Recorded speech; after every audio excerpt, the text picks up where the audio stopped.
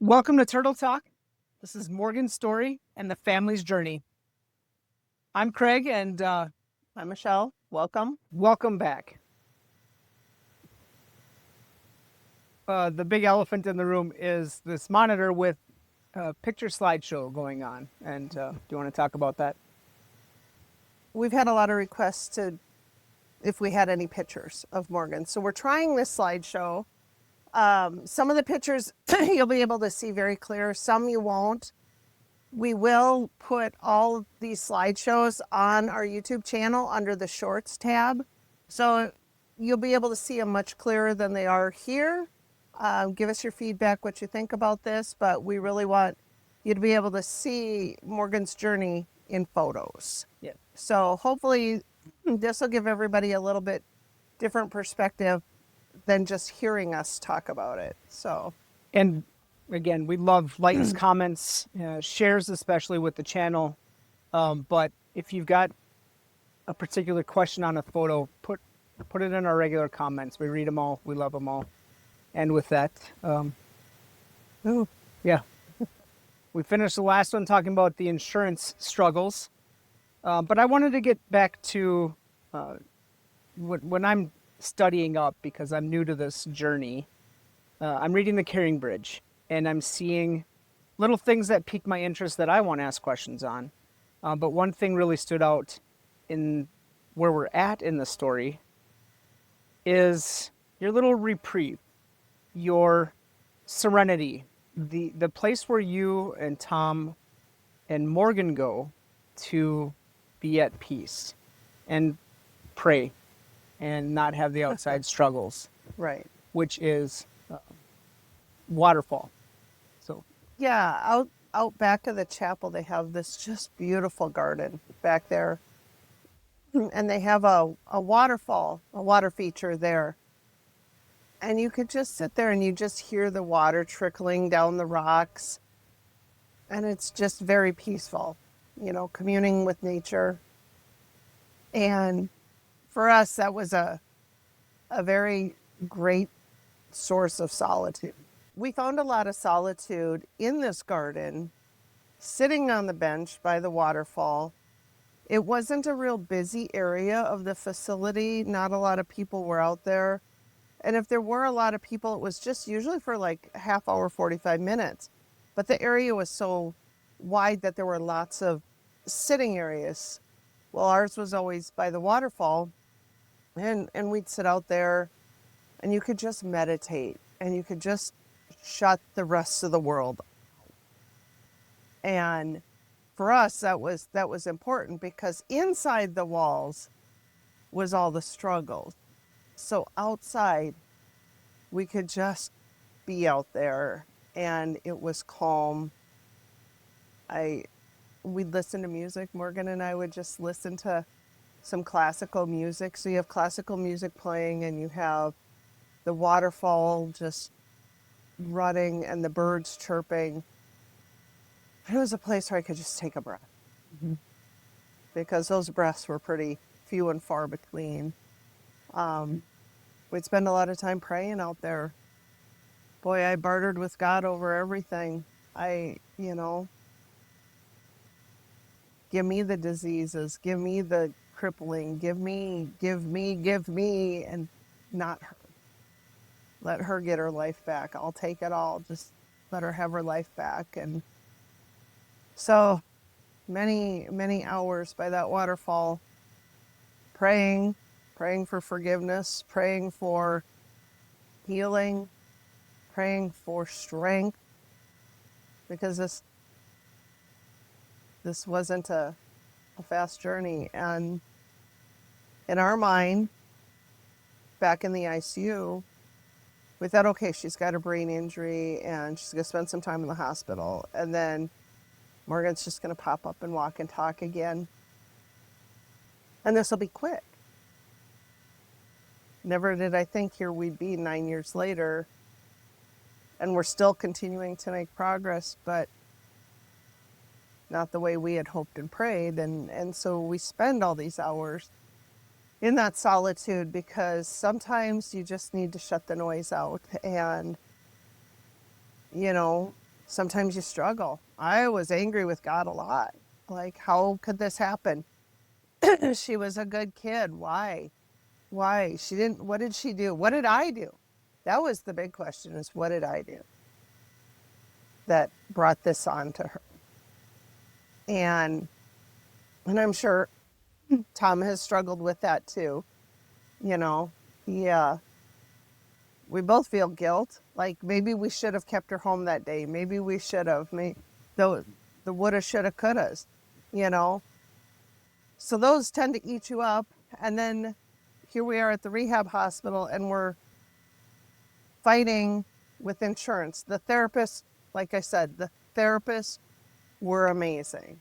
I mean, there were a couple therapists that we didn't get along with, but that's anywhere you go. But the therapist that she had, you know, towards the middle to end time while we were there, really had Morgan at their forefront. It wasn't, we felt like it wasn't just a job for them. Sure. You know. So we'd spend time in the gardens. We'd spend a lot of time walking the grounds, and we spent a lot of time in church. There's something pretty healing about sitting in an empty church, and I don't care what church it is, and I don't care what religion you are. Just sitting there communing with God and just hearing him, which is something we really had to learn how to do, was hear when he's talking to you. And I didn't realize how many times in my life he had talked to me and I just didn't hear it. There was too much noise. So I appreciated the peace to hear what he was saying. You know, kind of back to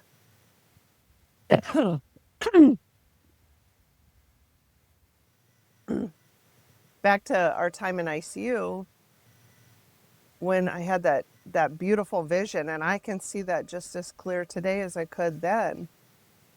And I thought I was like making it up in my head or dreaming it, you know, but once again, the beautiful people I met at the rehab center really helped us learn that God was talking to us. So we appreciated those times, because the administrative storm was brewing, and it was getting worse. And tensions with us in administration were high, and that filters out into the neighborhood, you know, into the team meetings, into the care plans, into all of that, you know, whether it be us complaining about them or them complaining about us. That is seriously a toxic thing that happens. And then the only person that suffers is Morgan. Right. So I was very thankful for her PT, OT, and speech, the constant ones, because boy, they really worked hard. No matter what the noise was outside of therapy, they were great to her in therapy, you know. So, you know, like speech therapy, boy, that girl, she worked her tail off with Morgan to help her. You know, we needed vocalization sounds, you know, throaty sounds. Your noise starts here, Morgan. Come on, can you turn it on? She worked to get Morgan sucking out of a straw. She helped us with the eating, you know, after I kind of broke a few rules on the eating, but whatever. You know, she really worked Previous with us. episode. Yeah. Previous episode, yes. You know, her goal was to give Morgan a voice, no matter how that voice appeared. Was it, you know, using a laser pointer? We tried every crazy thing we could with her. I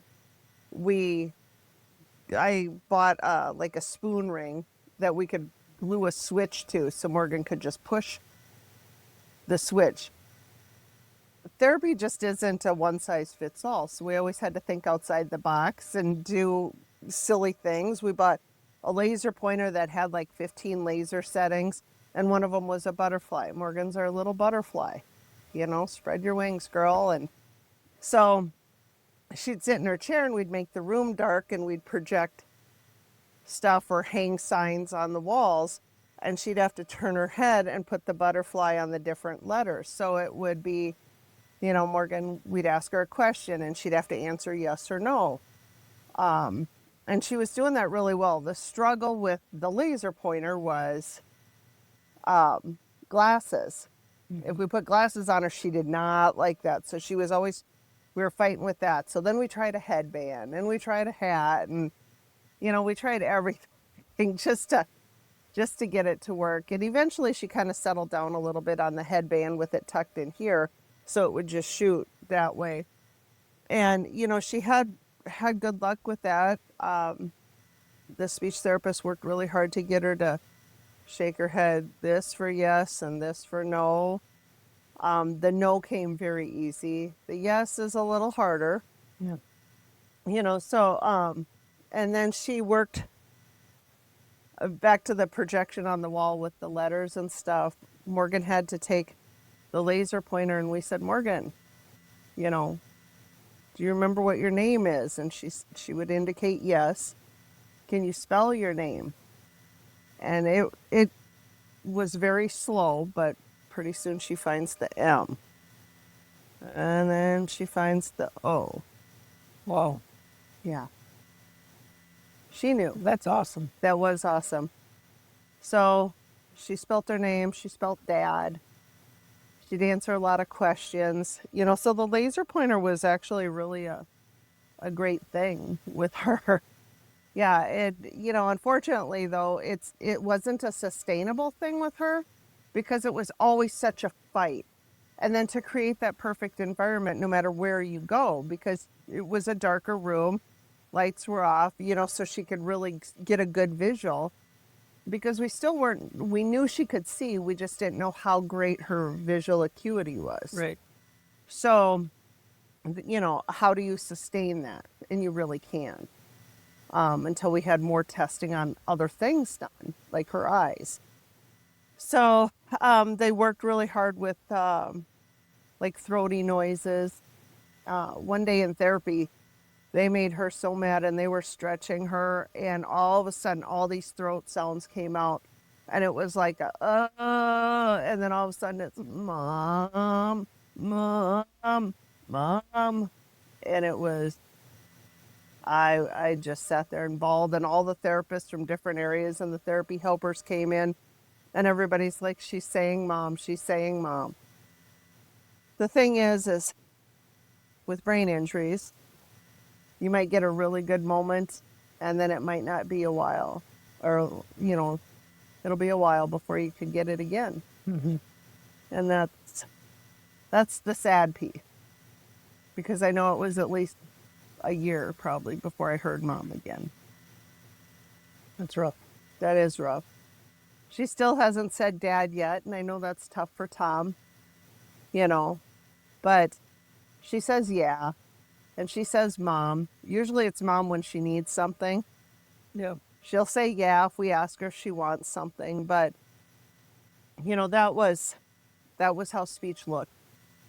The other thing she also worked on, the speech therapist, was the whole eating and things like that. So initially, when I was doing the naughty and trying to feed her myself with the syringe, the speech therapist just took what we had done and really evolved from there. So then we got to straws with thickened liquid, and Morgan was sucking. We'd have to slide the straw in from the side because her lips were always tight. So we'd have to slide the straw in, and then she'd suck and she could drink. It worked great, but we'd have to slide it in. Now we can't get her to suck on a straw. Okay. 9 years later, she just won't close her mouth to do it. But she's always kind of jabbering now too. So, we're trading a closed mouth for an open yappy mouth. So what do you do? They would, when we were feeding her, we'd have to wear gloves and we'd have to kind of put her finger here in her mouth to get her to help her open it, and then put the food in, and then she'd close and she'd mash it around and then swallow it, and that even evolved too. We'd do some tapping on her lip to get her to try and open her mouth, which unfortunately created an aversion to anyone touching her mouth. Oh, Which that aversion now is still there, just not as pronounced as it was, but she does not like anyone touching her mouth. It really irritates her now, and she'll holler at us now. So some of the treatment methods, which were great at the time, left some residual effects that we're fighting with now. Would I change that with speech? Probably not, because, they really helped her in speech. So, it's, good with bad on everything. So, ever evolving. ever evolving. Ever. A lot of her stuff, I'd write in Caring Bridge about, Morgan would do this and Morgan would do that. And later on, I'd bump into somebody out at the store or somewhere, and they'd say, "Oh, Morgan's doing this." In their mind, everyone who's reading about Morgan and praying for Morgan, your mind visualizes what you think it is. And so I say, Morgan said mom today, and in their mind, it's clear that, oh, mom. Yeah. But that's not really the case. Same with Morgan took a step today. That step might have only been 4 inches, 4-inch little step. But in my mind, even, Tom would say, "Oh, Morgan took a step today." And I'm thinking just a regular walking step. Yeah. But everything with the brain injuries are slow and baby steps. But those baby steps, when they keep doing them and we keep retraining the brain and working on it, those baby steps become one big new thing. Yeah. Tiny little things equate into one big thing. So we take it as we can get it. The big thing was tracking.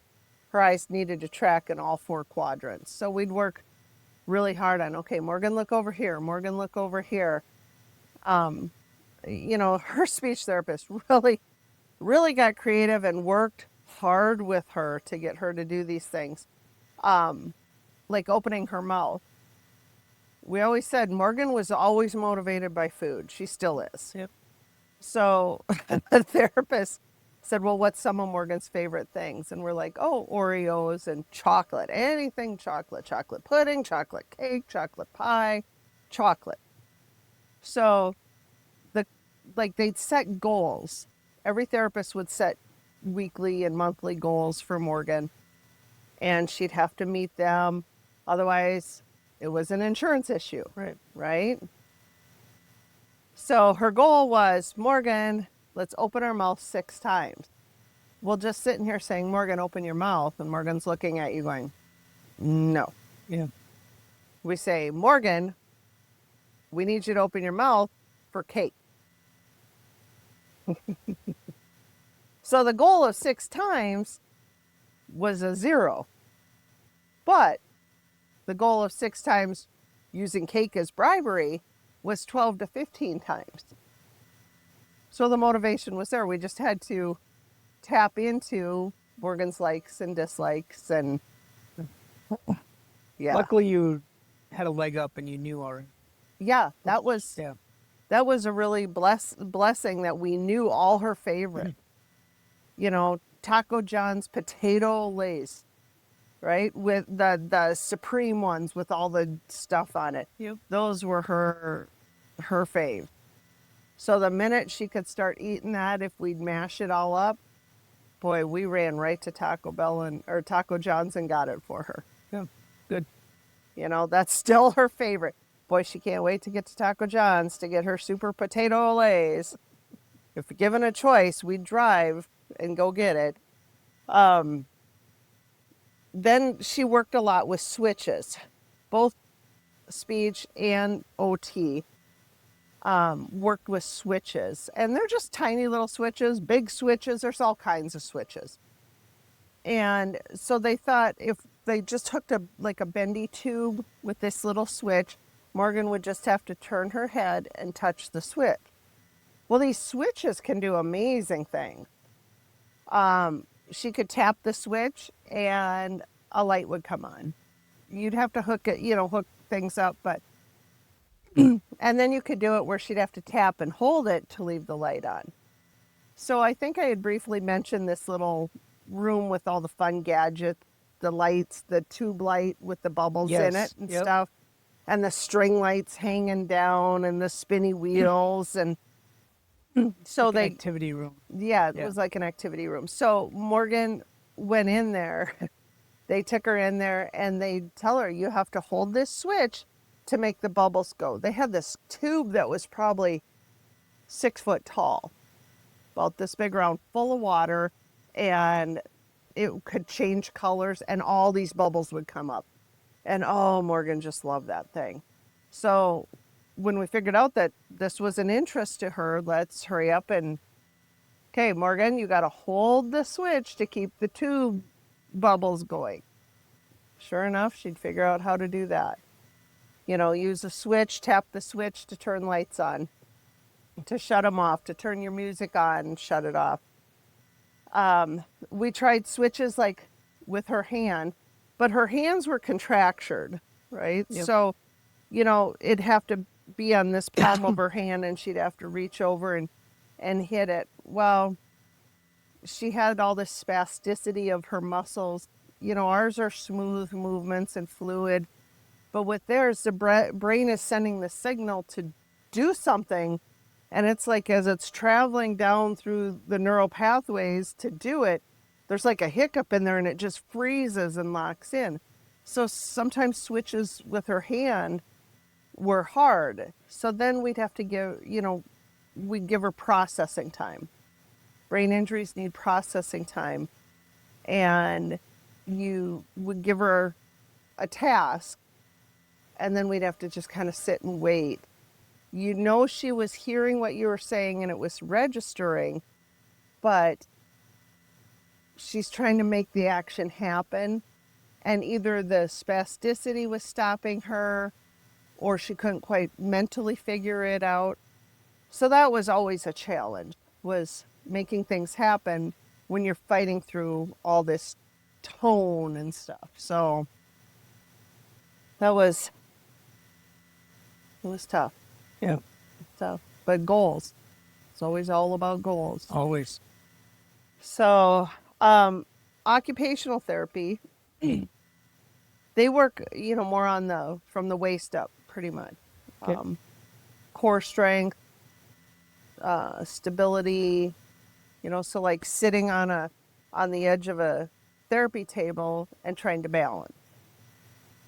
So then they'd have her lean over on her arm to put strength and feeling through this, because the brain is feeling this. So we're trying to make different things register, and I remember the whole time we were there, someone would have to sit like on a big yoga ball behind her and help hold her and keep her from tipping over and hold her head up. She had no neck strength, like nothing. She was jello. We just kept referring to her as our little jello girl, because she had laid in beds for so long that the muscle weakness and fatigue was real. It was crazy. So they do things like get her on her tummy on this triangle wedge and put her arms in front of her so she could, work on strength through her arms. But her head would always just droop because she had no neck strength. So we'd put like a square foam wedge there and let her head rest on the wedge. She's laying there trying to support herself and her head's hanging. And so we put this other square thing here, which would hold her head this way, in teaching her how to build muscle strength through all of these. They'd have her sit and, like, come on, Morgan, get your balance. And sometimes it's just tapping on the shoulders to cue her, to try and help her keep that strength. Not holding, but just guiding. guiding. Yeah. In So the she was- beginning, though, I'm sure they will. they would have to hold. Yeah. They would have to hold a lot. But that's progress too. It is progress because she was so weak and just like I don't think she could have done anything for herself. Well, she couldn't. I know she, you know. So that was tough, but they worked on that and hand strength. Important things are like reaching across, you know, because that's the left right brain stuff, reaching across and trying to grab things. And so you do all of these therapies to A, wake the brain up, B, create muscle memory. Yep.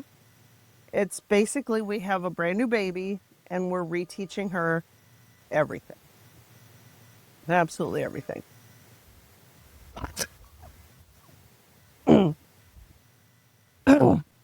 Thank you guys for watching. We really appreciate it. We love hearing from you guys, so keep the comments and the questions coming for us. Yes. Love the questions. Please subscribe. Go to www.givemorgan.org or visit me at my real estate website, realtorcraigbertrand.com. And we always want your questions, comments, like, and share wherever you listen or watch. Thank you. Thank you.